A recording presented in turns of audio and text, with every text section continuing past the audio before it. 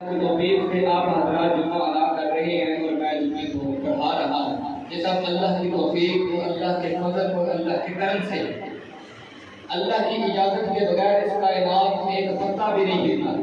اگر کوئی کہے نا یہ پتا ہوا سے ہل رہا ہے تو وہ جھوٹ بولتا ہے۔ اگر کوئی کہے نا یہ سورج خود نکلا ہے، خود غروب ہوا، وہ جھوٹ بولتا ہے، کیونکہ اللہ تعالیٰ کی اجازت کے بغیر ایک چینی بھی اپنی جگہ سے ہل نہیں سکتی۔ جو ہوتا ہے اللہ سے ہوتا ہے، اللہ کے علاوہ کسی سے نہیں ہوتا۔ آج جمعے کا موضوع ختم نبوت کے عنوان سے معنون ہے۔ میرے دوستو، میرے بزرگوں، آج ہمیں ختم نبوت کی تعریف صحیح طریقے سے نہیں آتی، ختم نبوت کا مطلب ہمیں نہیں آتا، ختم نبوت کی اہمیت ہمیں نہیں پتا۔ آج ہمیں ضرورت اس بات کی ہے کہ ہم ختم نبوت کی تعریف کو حقیقی معنوں میں سمجھیں، ختم نبوت کی اہمیت کو سمجھیں۔ وجہ کیا ہے؟ وجہ یہ ہے کہ آج سے 1400 سال پہلے اس کائنات کے اندر ایک ہستی نے جنم لیا تھا جسے محمد عربی کہا جاتا ہے، جو آمنہ کے لال، محبوب رب ذوالجلال، اللہ تعالیٰ کے پیارے پیغمبر حضرت محمد مصطفیٰ احمد مجتبیٰ حبیب کبریاء سید البراء لا یمکن السلام صلی اللہ علیہ وسلم کی ذات گرامی ہے۔ حضور نے جب اس دھرتی پر جنم لیا، حضور کے جنم لینے سے قبل حضور کے والد گرامی اس کائنات کو چھوڑ کر حقیقی کائنات میں جا پہنچے۔ جب حضور کی عمر بڑھتی گئی، حضور کے عزیز و اقارب جاتے رہے، حضور کی عمر 6 سال، حضور کی والدہ بھی چل بسی۔ میرے پیغمبر نے اس کائنات کے اندر، اسی کائنات کے اندر اپنی زندگی کو گزارنا شروع کیا۔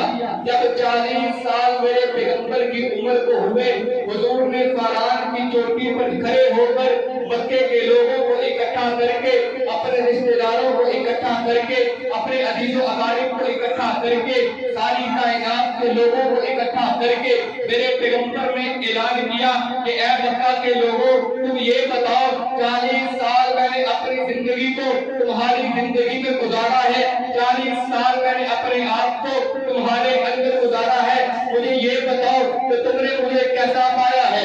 سارے مکے کے لوگوں نے بیک وقت ایک آواز ہو کر، ہم آواز ہو کر ایک بات کہی ہے کہ ہم نے آپ کو امانت دار پایا، ہم نے آپ کو سچا پایا، آمنا وصدقنا۔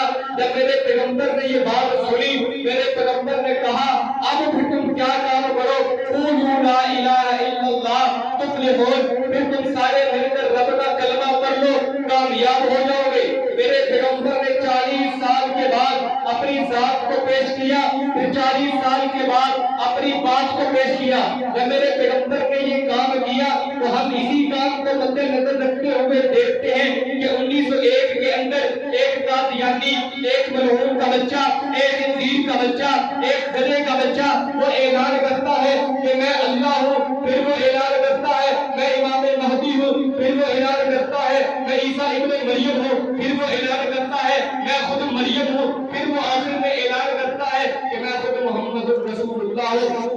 معاذ اللہ، اللہ تعالیٰ اس کی قبر پر ایسا عذاب نازل فرمائے کہ اس کی ساتوں پشتے اس کو یاد آ جائیں۔ اس نے 1901 کے اندر یہ دعویٰ کیا کہ میں محمد رسول اللہ ہوں۔ لوگ کھڑے ہوئے، لوگوں نے اعتراض کیا کہ تو محمد کیسے ہو سکتا ہے، محمد تو وہ ہے جس کو آسمان سے وحی آتی ہے، تو محمد کیسے ہو سکتا ہے، محمد تو وہ ہے یہ کائنات جس کے لیے بنی ہو۔ تو کہنے لگا لوگوں تم میری بات کو سمجھے نہیں ہو، میں محمد رسول اللہ ہی ہوں۔ انہوں نے کہا بتا تو صحیح تو محمد آخر کیسے ہے؟ تو کہنے لگا محمد رسول اللہ نے 2 بار جنم لیا، ایک بار آمنہ کے لال کے گھر میں محمد رسول اللہ کی شکل میں، ایک بار قادیان میں میرے بیٹا غلام احمد قادیانی کی شکل میں۔ پھر جس کا ایمان کمزور تھا وہ قادیانی بنا، جس کا ایمان مضبوط تھا وہ مسلمان رہا۔ میرے دوست، میرے بزرگوں، آج جب ہمیں قادیانی ملتے ہیں ہمیں یہ کہتے ہیں کہ تم قادیانی غلام احمد قادیانی کا کلمہ پڑھ لو۔ جب سادہ انسان اس سے پوچھتا ہے ہم اس کا کلمہ کیوں پڑھیں، وہ تو قادیانی ہے، وہ تو خنزیر ہے۔ حضور صلی اللہ علیہ وسلم پر ختم نبوت کی مہر لگ چکی ہے۔ اب قیامت کی صبح تک اس دھرتی پر کوئی نیا نبی نہیں آئے گا۔ وہ قادیانی کہے گا آپ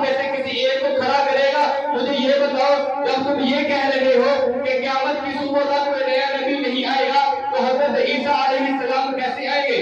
پھر وہ سادہ انسان سوچنے پر مجبور ہو جائے گا کہ باقی بات تو اس کی ٹھیک ہے، حضرت عیسیٰ نے آنا ہے، پھر اسی طرح وہ قادیانی کہے گا جس طرح عیسیٰ نے آنا ہے بالکل اسی طرح ہمارے غلام احمد قادیانی بھی اسی طرح آئے ہیں۔ پھر وہ سادہ انسان اس کی باتوں پر آئے گا، اپنے دل سے ایمان کی دولت کو نکالے گا اور کفر کی بدترین لعنت کو اپنے اندر شمار کرے گا۔ میرے دوستوں، میرے بزرگوں، آج ختم نبوت کی اہمیت کو سمجھیے، ختم نبوت کی تعریف کو حقیقی معنوں میں سمجھیے۔ آخر ختم نبوت کی تعریف ہے کیا؟ آج تک ہم یہ سنتے آ رہے ہیں کہ حضور، آج اس بات کو سمجھیے، ہم نے جو ختم نبوت کی تعریف کو ابھی تک سنا ہے وہ تعریف یہ سنی کہ حضور کے بعد قیامت تک کوئی نیا نبی نہیں آئے گا۔ تعریف تو ٹھیک ہے لیکن اشکالات اس کے اندر بہت زیادہ ہے۔ میرے دوستوں، میرے بزرگوں، اس تعریف کو یاد کرنا چھوڑ دے، آؤ آپ کو نئی تعریف یاد کراتا ہوں۔ اس تعریف کو یاد کرے کہ حضرت محمد مصطفیٰ صلی اللہ علیہ وسلم کے بعد قیامت کی صبح تک اس دھرتی پر کوئی نیا نبی پیدا نہیں ہوگا۔ جب آپ یہ تعریف کریں گے قادیانی کے سوالات ختم ہو جائیں گے۔ وجہ کیا ہے؟ حضرت عیسیٰ پیدا نہیں ہو کر آئیں گے، حضرت عیسیٰ پہلے سے چوتھے آسمان پر موجود ہیں۔ جب حضرت عیسیٰ مردے قیامت تشریف لائیں گے دمشق کی ایک مسجد ہوگی، حضرت امام مہدی مصلی پہ کھڑے ہوں گے، پیچھے سفید بتی ہوگی، فجر کی نماز کا وقت ہوگا، مسجد کی چھت کے اوپر حضرت عیسیٰ کا نزول ہوگا، حضرت عیسیٰ سیڑھیوں کی طرف سے نیچے آئیں گے، یوں مصلی پر کھڑے ہونے کے لیے تشریف لے آئیں گے۔ حضرت امام مہدی حضرت عیسیٰ کو دیکھ کر پیچھے ہو جائیں گے، حضرت عیسیٰ سے کہیں گے آپ نماز کرائیے، حضرت عیسیٰ کہیں گے نہ تو نماز کرا، وہ فجر کی نماز امام مہدی پڑھائیں گے، حضرت عیسیٰ پیچھے نماز پڑھیں گے، پھر حضرت عیسیٰ سے لوگ مسئلہ پوچھنے کے لیے آئیں گے، حضرت عیسیٰ اپنی کتاب کو نہیں دیکھیں گے، حضرت عیسیٰ اپنی نبوت کو نہیں دیکھیں گے، حضرت عیسیٰ قرآن کو دیکھیں گے، حضور کی حدیثوں کو دیکھیں گے، حضرت عیسیٰ مجتہد بن کر آئیں گے، اللہ کے قرآن کو دیکھ کر، نبی کی حدیث کو دیکھ کر، صحابہ کی زندگی کو دیکھ کر، اجماع امت کو دیکھ کر، قیاس کو دیکھ کر پھر لوگوں کے ہاں فیصلہ کریں گے۔ جس طرح ابھی بھائی صاحب نے بتایا کہ عیسیٰ ابن مریم نبی بن کر نہیں آئیں گے بلکہ حضور کی امت بن کر آئیں گے، نبی کے امتی بن کر آئیں گے۔ حضرت عیسیٰ جب آئیں گے تو میرے محمد کا کلمہ پڑھ رہے ہوں گے، اپنا کلمہ نہیں پڑھائیں گے۔ اس بات کو ذہن میں رکھنا ہے۔ اللہ تعالیٰ نے قرآن کے اندر فرمایا الذین یؤمنون بما انزل الیک وما انزل من قبلک وبالآخرۃ ہم یوقنون، کہ ایمان والے تو وہ لوگ ہیں جنہوں نے وما انزل الیک ان چیزوں پر ایمان لے کر آئے ہیں جو نبی کریم صلی اللہ علیہ وسلم پر نازل کی گئی ہیں۔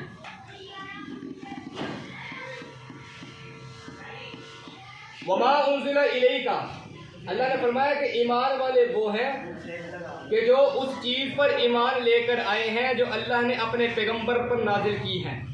وما انزل من قبلک، اور ان چیزوں پر ایمان لے کر آئیں گے یا آئے ہیں جو حضور سے پہلے انبیاء گزرے ہیں۔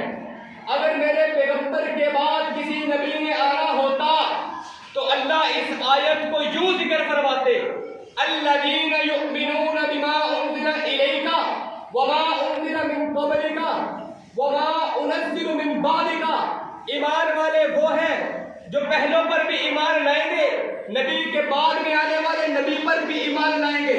اب چونکہ میرے پیغمبر کے بعد کسی نبی نے نہیں آنا، اللہ نے اس بات کو ذکر نہیں کیا۔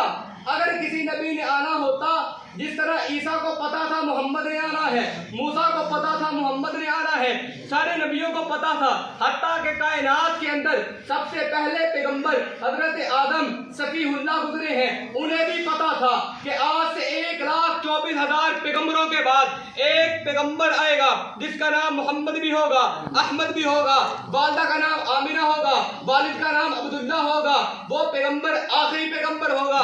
اگر میرے پیغمبر کے بعد کسی نبی نے آنا ہوتا تو اللہ حضور کو بھی بتا دیتے کہ تیرے بعد کسی نبی نے آنا ہے، اپنے لوگوں سے کہو کہ اس پر بھی ایمان لے کر آئے۔ لیکن حضور کے بعد تو کسی نبی نے نہیں آنا۔ میں آپ حضرات کے سامنے سورۃ المائدہ 6واں سپارہ ہے، سورۃ المائدہ ہے، آیت نمبر 3 ہے۔ الیوم اکملت لکم دینکم واتممت علیکم نعمتی ورضیت لکم الاسلام دینا۔ اللہ نے اس آیت کے اندر فرمایا جب حجت الوداع کا موقع تھا، اللہ رب العزت نے حضور اکرم صلی اللہ علیہ وسلم کی زبان اقدس سے اس بات کو نکالا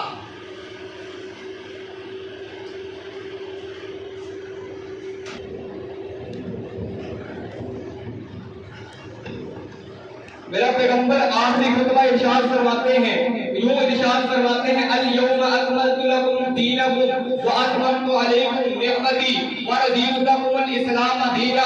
آج کے دن آپ پر آپ کے دین کو مکمل، کامل اور تمام کر دیا۔ واتممت علیکم نعمتی، اور رب کی نعمتوں کو تمام کر دیا۔ جب دین مکمل، نہ دین کے اندر کوئی چیز آ سکتی، نہ دین کے اندر سے کوئی چیز نکل سکتی، تو پھر کیسے ہم مان لے کہ قادیانی اللہ کا پیغمبر ہے؟ ہم کیسے مان لے یہ ملعون نبی ہے؟ ہم کیسے مان لے یہ خنزیر دعویٰ نبوت کرنے والا صحیح دعویٰ کر رہا ہے؟ میرے دوستوں، میرے بزرگوں، اس خنزیر کو تو انسان ماننے کے لائق بھی نہیں سمجھا جا سکتا۔ اگر کوئی کہے کہ اسے نبی مان لیا جائے تو یہ ممکن نہیں ہو سکتا۔ وجہ کیا ہے؟ یہ وہ خنزیر ہے جس کی پوری زندگی شراب کے اندر گزری، غیر محرم عورتوں کے ساتھ گزری، جس نے اپنے ساتھیوں کو صحابہ کرام کا رتبہ دیا، اپنی بیویوں کو امہات المؤمنین کہا، اپنی بیٹیوں کو سید النساء کہا، اپنے گھرانے کو اہل بیت کا گھرانہ کہا۔ ہم اس کافر کو نبی نہیں مان سکتے۔ آج آپ بزرگ بیٹھے ہیں، آپ کو زیادہ علم ہے، آج سے 60-70 سال پہلے چلے گئے، ایک ایسا وقت تھا قادیانی جو کھلا عبادت کرتے تھے، اپنے لٹریچر کو تقسیم کرتے تھے۔ اس کے برعکس مسلمان اپنی عبادت گاہ پر عبادت نہیں کر سکتے تھے، لیکن علماء نے محنت کی، علماء نے کوشش کی۔ آج آپ کے ملک پاکستان کے آئین کے اندر اس بات کو لکھ دیا گیا ہے، اگر کوئی قادیانی کسی مسلمان کے ساتھ السلام علیکم بھی کہے تو اس پر FIR درج کرائے، پرچہ کرائے۔ تو آج دیکھیں آپ، اگر وہ کھلا نہیں تو چھپے رستم بن کر دائرہ ایمان سے لوگوں کو نکال رہے ہیں۔ لیکن ہمیں اس چیز کا اندازہ نہیں ہے، ہمیں حضور سے محبت نہیں ہے۔ تو حقیقت یہ کہوں تو غلط نہیں ہوگا، اگر ہمیں حضور سے محبت ہوتی تو آج کی قادیانی نظر نہ آتا۔ سید عطا اللہ شاہ بخاری رحمۃ اللہ کا دور ہے، یہ پہلے بھی ایک دفعہ واقعہ ذکر کیا، وہ بڑے مجمع کے اندر اعلان کرتے ہیں۔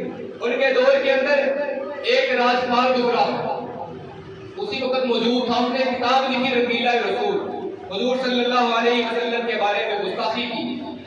سید اللہ شاہ بخاری نے بڑے مجمع کے اندر اعلان کیا کہ لوگوں، یا تو وہ گستاخی کرنے والی زبان نہ رہے یا گستاخی سننے والے کان نہ رہے۔ مطلب یہ تھا یا تو اس کو مار دو، نہیں مار سکتے تو خود مر جاؤ۔ ہماری غیرت تقاضا نہیں کرتی کہ محمد عربی کا گستاخ بھی موجود ہو، محمد عربی کا غلام بھی موجود ہو۔ اس بڑے مجمع کے اندر ایک 22 سال کا نوجوان بھی موجود تھا، جسے لوگ غازی ہندودین شہید کے نام سے جانتے ہیں۔ اس 22 سال کے نوجوان نے ساتھ والے بزرگ سے پوچھا، بابا جی یہ شاہ صاحب کیا کہہ رہے ہیں؟ وہ کہنے لگا کہ شاہ صاحب ارشاد فرما رہے ہیں کہ یہ راجپال نہ رہے یا سننے والے کان نہ رہے۔ اس نے حضور اکرم صلی اللہ علیہ وسلم کی شان میں گستاخی کی ہے۔ وہ غازی اپنے گھر جاتا ہے، گھر سے چھرا لیتا ہے، اپنی ماں کو الوداعی سلام کہتا ہے، چھرے پر زہر لگاتا ہے، راجپال کی دکان پہ جاتا ہے، دو آدمی بیٹھے ہیں، ان دونوں سے پوچھتا ہے تم دونوں میں راجپال کون ہے؟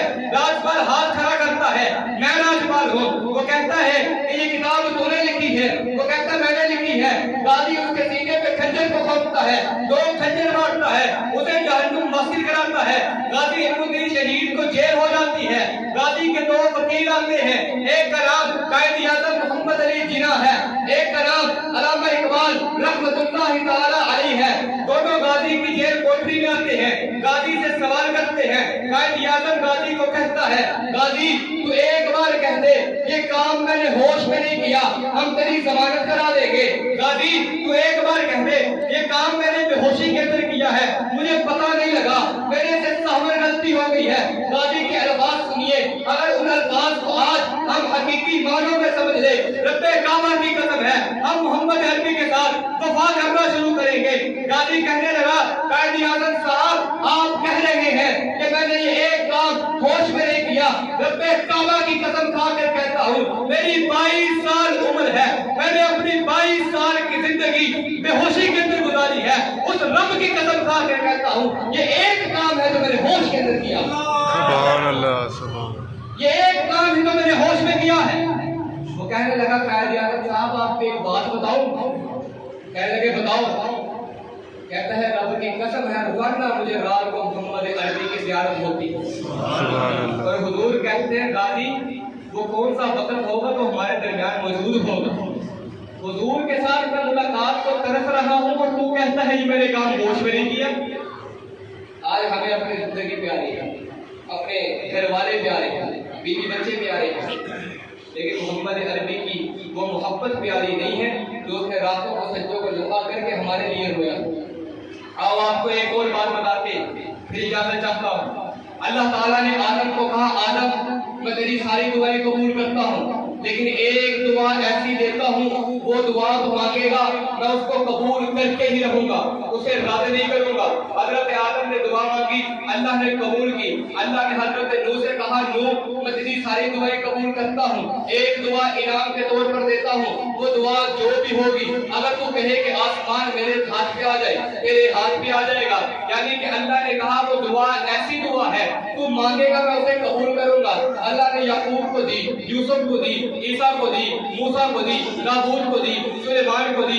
اللہ نے ہر پیغمبر کو وہ دعا دی کہ یہ دعا مانگ میں اس کو قبول کر کے رہوں گا۔ جب باری آمینہ کے لال کی آتی ہے، والضحیٰ کے چہرے والے کی آتی ہے، واللیل کی نصف والے کی آتی ہے، الم نشرح لک صدرک کے سینے والے کی آتی ہے، ماذا بالبصر کی آنکھوں والے کی آتی ہے، جب باری اس محمد عربی کی آتی ہے جس پر اللہ نے اپنے کلام کو نازل کیا، جب باری اس محمد کی آتی ہے کہ جس کے پیدا ہونے پر آسمان سے ایک چاند نہیں بلکہ ایک چاند آسمان پہ تھا، ایک چاند آمینہ کے گھر پہ تھا، جب محمد عربی کی باری آتی ہے جس کے آنے پر دنیا کے سارے آتش بلا کھل گئے، جب باری آمینہ کے لال کی آتی ہے میرے اللہ نے کہا میرے محبوب میں نے سارے پیغمبروں کو ایک ایک دعا دی ہے، میں تجھے بھی ایک دعا دیتا ہوں، وہ دعا تو مانگے گا میں اس دعا کو قبول کر کے رہوں گا۔ میرے پیغمبر نے کہا اللہ میں اس دعا کو نہیں مانگوں گا۔ اللہ نے کہا محمد تو دعا کو کیوں نہیں مانگتا؟ میں اس دعا کو قبول کر کے رہوں گا۔ میرے پیغمبر نے کہا اللہ جب میری موت آ جائے گی، سب کی موت آ جائے گی، حشر کا میدان لگا ہوگا، سوارے پہ سنل ہوگا، ان جہنم کانت مرصادا، جہنم ترکی ہوگی۔ جب میرے پیغمبر نے کہا وجیء یومئذ بجہنم، جب جہنم کو کھینچ کر لایا جائے گا، میرے پیغمبر نے کہا یوم یفر المرء من اخیہ وامہ وابیہ وصاحبتہ وبنیہ، جب وہ عالم ایسا ہوگا کہ بھائی اپنے بھائی سے دور ہوگا، باپ اپنے بیٹے سے دور ہوگا، لکل امرئ منہم یومئذ شأن یغنیہ، وہ دن ایسا برناتی والا دن ہوگا کہ ہر آدمی کو اپنی مری ہوگی۔ میرے پیغمبر نے کہا اللہ وہ قیامت کا دن ہوگا، آدمی اپنے پسینے میں یوں گردن تک ڈوبا ہوگا، آدمی کے سامنے جہنم کی ترکیاں ہوگی، جنت کی ٹھنڈی ہوائیں ہوگی۔ اللہ میں اس وقت یہ دعا مانگوں گا جو تو مجھے دنیا کے اندر دے رہا ہے، میں اس وقت کہوں گا اللہ آج میں تیرے سامنے وہ دعا مانگ رہا ہوں جو تو نے مجھے دنیا کے اندر دی تھی۔ اللہ یہ میری امت کھڑی ہے، یہ گنہگار امت ہے، یہ دھوکے بھی دیتی تھی، یہ چوریاں بھی کرتی تھی، یہ بدکاریاں بھی کرتی تھی، یہ زنا بھی کرتی تھی، یہ لوگوں کے ساتھ بدفعلیاں بھی کرتی تھی۔ اللہ یہ میری امت ہے، یہ وہ امت ہے جو نمازیں بھی نہیں پڑھتی تھی، آج فرض حج نہیں کرتی تھی، زکات فرض زکات نہیں دیتی تھی۔ اللہ یہ میری امت کری ہے، یہ امت ایسی گنہگار امت ہے، لیکن اللہ تو نے مجھے دنیا کے اندر ایک دعا دی تھی کہ محمد اس دعا کو مانگے گا وہ دعا کو قبول کروں گا۔ اللہ میں نے دنیا کے اندر دعا کو نہیں مانگا، آج قیامت کا دن ہے، اللہ میں آج دعا مانگتا ہوں کہ میری جتنی امت ہے یا اللہ کو جنت الفردوس عطا فرما۔ سبحان اللہ، سبحان اللہ۔ اور آج ہم اس محبت کے ساتھ وفا کا سوچتے ہی نہیں ہیں۔ میرے پیغمبر نے تو ہمارے لیے ایسی ایسی قربانیاں دی ہیں۔ میرے دوست بزرگوں، آج ہم اس حضور کی ختم نبوت کا مسئلہ ہے، ایمانداری سے بتائیے کون کون ہے جو حضور کی ختم نبوت کے لیے نکلا ہوگا؟ ہے کوئی عام میں سے جس نے 1 گھنٹہ حضور کی ختم نبوت پہ کام کیا ہو؟ حضرت مولانا انور شاہ کشمیری رحمۃ اللہ فرماتے ہیں کہ جس نے 1 گھنٹہ ختم نبوت پر کام کر لیا اس کے اوپر جنت واجب ہے۔ 1 گھنٹہ، اور جس کی ساری زندگی ختم نبوت پہ گزر گئی۔ ایک اور واقعہ میرے ذہن میں آتا ہے، ایک بادشاہ گزرا، بہت بڑا بادشاہ جس کا نام عمر بن لئیث ہے۔ اس کی موت آتی ہے، قبر کے اندر جاتا ہے، کسی کو خواب کے اندر زیارت ہوتی ہے، اس بادشاہ سے پوچھتے ہیں بادشاہ تیری قبر کے اندر کیسی زندگی گزری؟ اللہ نے سوال کیے، تو نے جواب کیا دیے؟ کیا تیرے اوپر کوئی عذاب ہوا؟ عمر کہنے لگا رب کعبہ کی قسم ہے، اللہ نے نہ میرے سے سوال کیے نہ میرے پر عذاب ڈالا، بلکہ میں تو جنت کے اندر سیر و تفریح کر رہا ہوں۔ وہ بادشاہ سے کہنے لگا کہ بادشاہ اللہ نے آپ کی نمازیں قبول کر لی۔ کہنے لگا نہ تو اللہ نے میری نمازوں کو قبول کیا، نہ اللہ نے میرے روزوں کو قبول کیا، نہ اللہ نے میرے حجوج کو قبول کیا، نہ اللہ نے میرے عمرہ کو قبول کیا۔ وہ کہنے لگا اللہ نے نہ تیری نمازوں کو دیکھا، نہ تیری زکات کو دیکھا، نہ تیرے حج کو دیکھا، نہ تیرے صدقے کو دیکھا، نہ تیری فطرات کو دیکھا، اللہ نے تیری ایک چیز کو بھی نہیں دیکھا، پھر تو جنت کے اندر کیسے چلا گیا؟ وہ بادشاہ کہنے لگا سن تو خواب دیکھ رہا ہے، صبح اٹھ کر یہ بات ساری کائنات والوں کو بتا دینا۔ جب میں قبر کے اندر چلا گیا، اللہ نے کہا فرشتے سوال کرنے کے لیے آئے، اللہ نے کہا فرشتوں اس سے سوال نہیں کرنا، یہ عمر وہ عمر ہے جب یہ کائنات کے اندر زندہ تھا، یہ ایک دفعہ اپنے محل سے باہر نکلا، اس نے اپنی فوج کو دیکھا، اس کے دل میں خیال آیا کاش کہ محمد عربی کا زمانہ ہوتا، محمد عربی جنگ کے لیے جاتے، میں اپنی فوج کو محمد کے ساتھ بھیجتا۔ اللہ نے کہا تو نے اس سے سوال نہیں کرنا، اس عمر نے میرے محمد کے ساتھ وفا کا سوچا ہے، آج میں اس عمر کو بخش دیتا ہوں۔ سبحان اللہ۔ وفا کا سوچا ہے، وفا کی نہیں۔ اگر ہم وفا کریں گے تو کیا ہمارے اوپر جنت واجب نہیں ہوگی؟ میرے دوست میرے بزرگوں، وقت تو کافی ہوتی ہے، نماز میرے دوست میرے بزرگوں، آئیے سب مل کر ایک نعرہ لگائیں، تاجدار ختم نبوت زندہ باد۔ مل کر ایک آواز ہو کر پتہ لگے یہ بات روضہ رسول تک جانی چاہیے۔ حضور اس بات کو سنیں اور کہیں کہ باغ والی پوری کے اندر، جامعہ رشیدیہ کے اندر، جامعہ مسجد عارفی کے اندر میرے غلام بیٹھے ہیں، آج وہ میری صدا کو بلند کر رہے ہیں، یہ بات حضور تک بھی جانی چاہیے، ان ملعونوں تک بھی جانی چاہیے جو میرے پیغمبر کی شان میں گستاخی کرتے ہیں۔ سب مل کر کہیں تاجدار ختم نبوت زندہ باد، تاجدار ختم نبوت زندہ باد۔ میرے دوست میرے بزرگوں، آخری بات یہ ہے، حضور صلی اللہ علیہ وسلم کی ذات کے ساتھ محبت رکھیں، ہمارے پاس یقین کریں حضور کی ختم نبوت کے علاوہ کچھ بھی نہیں ہے۔ آج ہماری نمازیں دیکھیں، دکھلاوے کی نماز، روزے دیکھیں، دکھلاوے کے روزے۔ ہم مسجد کے اندر اینٹ لگاتے ہیں، سارے محلے کو اکٹھا کر کے دیکھو میں اینٹ لگا رہا ہوں، ہر چیز ہماری دکھلاوے کی ہے۔ لیکن اگر ختم نبوت پر آپ نے کام کر لیا، اللہ نے نمازوں کا نہیں پوچھنا، روزوں کا نہیں پوچھنا، اللہ سوال کرے کہ آپ کیوں کہہ دینا کہ اللہ میں نے تیرے پیغمبر کے ساتھ وفا کی تھی، تو مجھے بخش دے۔ رب کعبہ کی قسم کھا کر کہتا ہوں اللہ نے بخش دینا ہے، اللہ نے کوئی عذاب اس کے اوپر نازل نہیں کرنا۔ مجھے بتائیں کہ اللہ کیسے اس بندے کو جہنم کے اندر ڈالے گا جس نے اللہ کے محبوب کے ساتھ وفا کی ہوگی؟ کیسے؟ اگر میرا کوئی محبوب ہو، جیسے آج کل کسی لڑکے کو کسی لڑکی کے ساتھ محبت ہو جائے، اس لڑکی کے اندر 1000 عیب بھی موجود ہوں اسے نظر نہیں آتی، وہ کہتا ہے کوئی بات نہیں، کوئی بات نہیں۔ جب اللہ اپنے محبوب کے ساتھ اتنی محبت کرتا ہو اور ہم اللہ کے محبوب کے ساتھ وفا کر لیں، اللہ ہمیں کبھی بھی جہنم کے اندر نہیں بھیجے گا بلکہ جنت کے اندر